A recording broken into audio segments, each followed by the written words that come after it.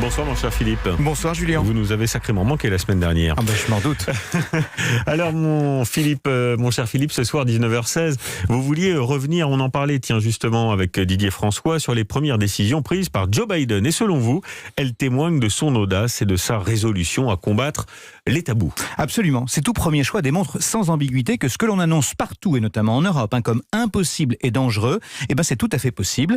Qu'au pays du libéralisme triomphant et du capitalisme décomplexé, la protection des plus précaires et des plus faibles n'est pas, à l'inverse parfois de ce qui se passe chez nous, un vœu pieux, et qu'avoir de l'ambition pour la planète n'est pas juste une formule déclamée à la tribune pour faire croire qu'on agit. Bien, alors prenons les choses peut-être dans l'ordre. À quel tabou Joe Biden s'est-il d'abord attaqué ?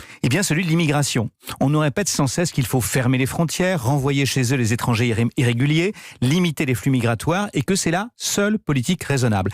Que fait le nouveau président ? Il prévoit une régularisation par étapes des 11 millions d'immigrants sans papier vivant aux États-Unis, où ils assurent d'ailleurs quelques-uns des travaux essentiels à l'économie en temps de pandémie sans bénéficier d'assurance santé. Il redonne une espérance aux Dreamers, vous savez, ces jeunes arrivés en Amérique avant l'âge de 16 ans, en rétablissant leur statut pour 4 ans. Les expulsions, quant à elles, sont suspendues pour 100 jours et la construction du mur, voulue par Donald Trump à la frontière mexicaine, elle est abandonnée. Le credo de Biden, c'est simple, regarder la réalité en face et en finir avec la haine.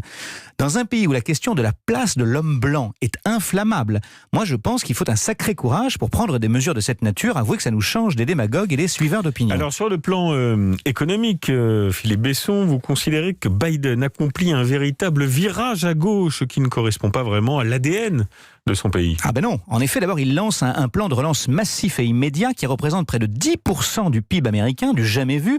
Espérons que ça donne des idées à l'Europe, hélas toujours engluée dans ses chicanes et ses lourdeurs.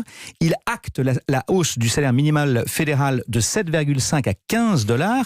Il accorde un chèque fiscal individuel de 2000 $. Et à destination des plus fragiles, il prolonge les allocations chômage, il étend la couverture maladie des licenciés, il accroît l'aide alimentaire et il interdit les expulsions locatives jusqu'en septembre.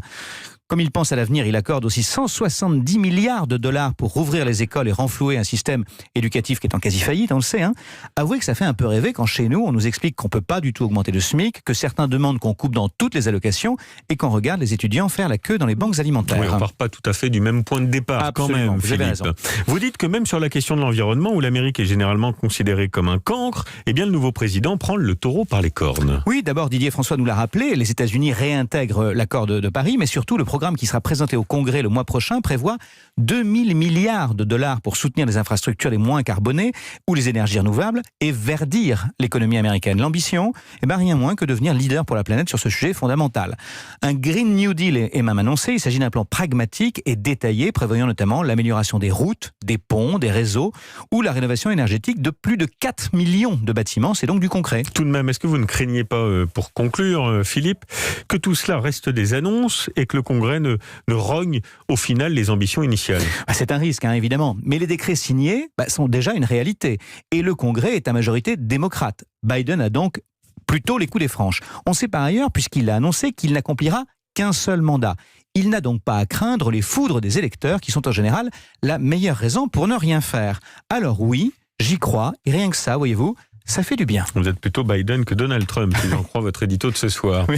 Merci Philippe Besson. Merci, pour cette carte blanche du lundi.